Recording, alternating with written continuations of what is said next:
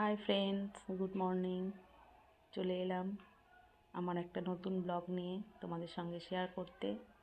Aparna blog @চ্যানেলে তোমাদের সবাইকে স্বাগত জানালাম।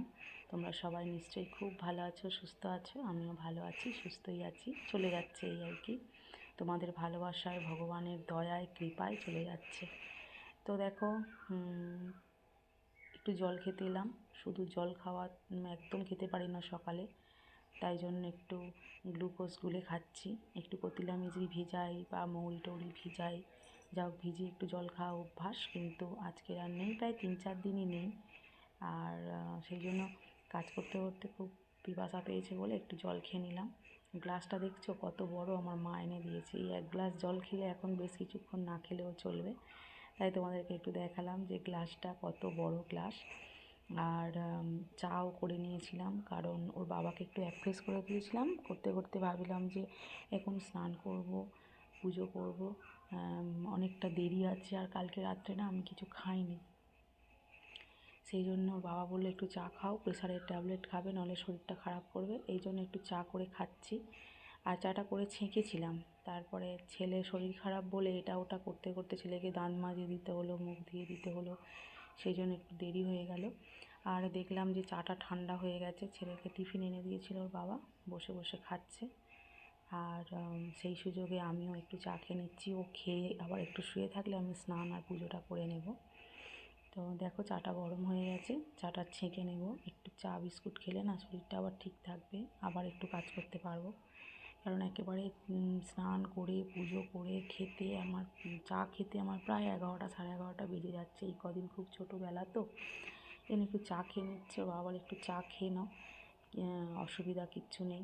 মাও বললো একটু চা খাবি, ঠাকুর পুজো করার আগে কিচ্ছু হবে না। তো বড়রা যা বলে শুনি, তো শরীর বুঝে আজকে শরীরটা ঠিক ভালো লাগছে না বলে একটু চা বিস্কুট খাবো। মায়ের জন্যও চা করে রাখলাম, মা এসে খাবে। চলো একটু চা খেয়ে নিই। আর ছেলেটা দেখো টিফিন খেয়ে আবার শুয়ে পড়েছে, এতটাই শরীর খারাপ। তো ওই সময় আমি একটু স্নান করে নেবো। ঘর দেখো অগোছালো হয়ে আছে, বিছানা গুছিয়েছিলাম, তোমরা দেখে বুঝতে পারছো যে আমার বিছানা গুছানো ছিল। ও আবার এসে এইরকম করেছে। চলে এসেছি রান্নাঘরে, স্নান টান সেরে পুজো টুজো করে রান্নাঘরে চলে এসেছি। আর উনুনে ভাত করে নিয়েছি, তারপরে তোমাদের সাথে কথা বলতে এলাম, কারণ একদমই সময় ছিল না, জানো অনেক ছোটোবেলা ছুটছে, একদম ঘোড়ার মতো ছুটছে বেলা। তো চলো আমি রান্না বসিয়ে দিয়েছি। আজকে কী কী রান্না করছি তোমাদেরকে একটু বলি। উচ্ছে আলু ভাজা হচ্ছে, আর এই প্রেসার কুকারে ডিম আলু সেদ্ধ বসিয়ে দিয়েছি।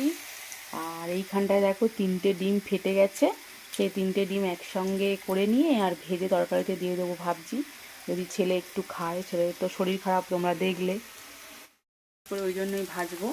3টে ডিম যেহেতু, একটা ডিমের মতো একটু রেখে দেবো, যাতে ও একটু শুধু মানে কি বলবো একটু খায়, মুখটা যদি ছাড়ে। গেছে এখন টেস্ট অ্যান্ড বাইটে, কেক আনবে না কি পিজা আনবে বললো।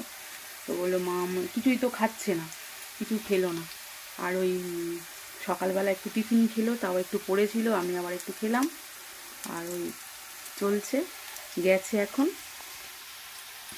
আসুক বলবো, দেখি যদি ডিম ভাজা একটু খায় জিজ্ঞাসা করবো, তা নাহলে পড়ে থাকবে। বাবা খায় খাবে, আর পরেও খাবে। উচ্ছে আলু ভাজাটা হয়ে গেছে। বাবা এতে খুন্তি রাখলে আবার খুন্তিটা গরম হয়ে যায়। চলো ডিম আলুটা ওই বাটিতে ঢেলে নিই, একটু ঠান্ডা হয়ে যাবে, গেলে আর ডিমটা ভেজে নিই আরেকটা কড়াই বসে। এখন অলরেডি বাজে 1টা 10, এখনও রান্না হয়নি। ছেলে শরীর খারাপ হলে সব কাজ পিছিয়ে যায়। এমনি বেলা করে উঠি, খুব তাড়াতাড়ি উঠি না, 7টার দিকে উঠি।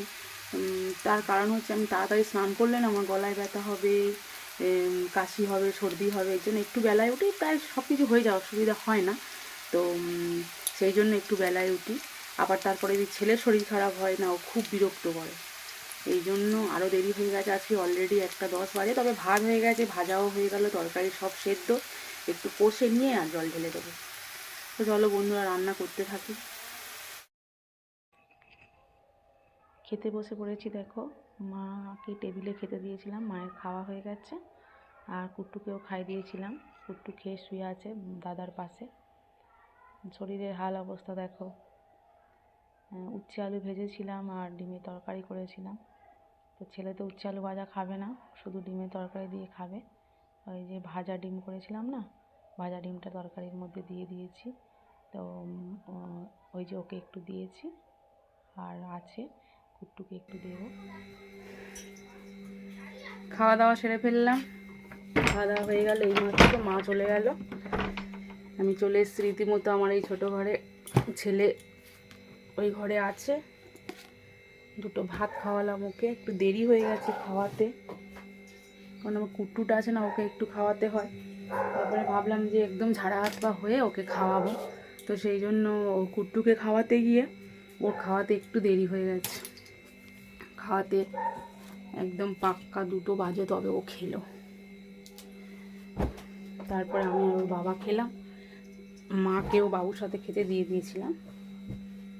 খেয়ে বাসন মেজে একটু শুতে এসেছি, না একটু শুলে ভাল লাগে না। দেখো কাচাকুচি করে সব জমা আছে, এখনো গুছানো হয়নি, সন্ধেবেলা সব গুছাবো। এখন আর একদমই ভালো লাগছে না।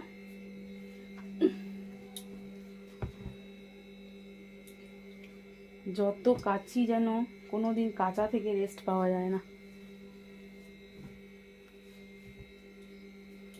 চলো বন্ধুরা একটু রেস্ট নিই,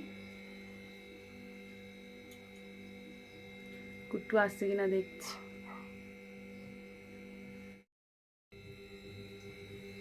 খাওয়া দাওয়া শেষ করে ফেললাম, আর বাসন টাসন মাজা হয়ে গেছে সব। এই ঘরে চলে এসেছি একটু শোয়ার জন্য, ছেলেও ঘরে শুয়েছে, আর আমি ঘরে এসেছি একটু শোবো বলে। তো একটু দেরি হয়ে গেছে আজকে, তোমাদেরকে তো বললাম প্রায় 1টা 10 বাজে, তখন আমি তরকারি বসাচ্ছি ছেলের শরীর খারাপ বলে। তো তারপরে তরকারিটা করলাম, কুট্টুও আছে, কুট্টুকে খাওয়াতে হয়। তারপরে তোমার কুট্টুকে আর মাকে আগে খেতে দিয়ে দিই, দেওয়ার পরে তারপরে আমরা 3জন খাই। আর এই ছেলের শরীর খারাপ, তো সেই জন্য একটু অনেকটা দেরি হয়ে গেছে, বারবার একই কথা চলে আসছে মুখে। কারণ সত্যি ওর যদি শরীর খারাপ হয় না, বা কারো কোনো বাচ্চার যদি শরীর খারাপ হয়, তার মায়ের সব গণ্ডগোল হয়ে যায় সারাদিনের রুটিন, তাই না বলো? তো আমার তো হয়ই। একটু দেরি হয়ে গেছে আজকের খেতে, পুরো 2টো বেজে গেছে। বাবুকে বললাম, বাবু তুই আজকের আর ওকে ফলের রস টস দিলাম না, তার কারণ হচ্ছে অ্যাসিড মতো হয়েছে কি বুঝতে পারছি না। বলি কিছু খেতে হবে না, একটু জল খা। খেয়ে দিয়ে খাওয়া দাওয়ার সঙ্গে সঙ্গে ওকে কোনো দিনই জল খাওয়াইনি, আজও খাওয়াইনি। আর বললাম জল খাবি, বললো মা পেটটা এত ভর্তি যে এখন জল খেতে পারবো না। তাই জন্য চলে এলাম, আর গা করলাম না, একটু 1 ঘন্টা শুয়ে ওকে জল খাওয়াবো। কুট্টুকে খাওয়াতে বিশেষ কোনো ঝামেলা নেই, কিন্তু ওর বাটিটা না একটু ধরতে হয়, নাহলে মুখ দিয়ে খায় তো ঘষে ঘষে ঘষে ঘষে অনেক দূর চলে যায়। এই জন্য ওকে খাওয়াতে হয়, আর মার অনেকটা বেলা হয়ে যায় বলে, বয়স হয়েছে, ওই জন্য আমাদের সাথে না দিয়ে ওনাকে আগে খেতে দিয়ে দিই। চলো একটু শোবো বলে এসছি এই ঘরে। আর দেখো কেচেছি, টাল হয়ে পড়ে আছে, এখন আর কিচ্ছু গুছাবো না, যা গুছাবো সন্ধ্যাবেলা গুছাবো। এখন একটু শোবো বলে এসছি।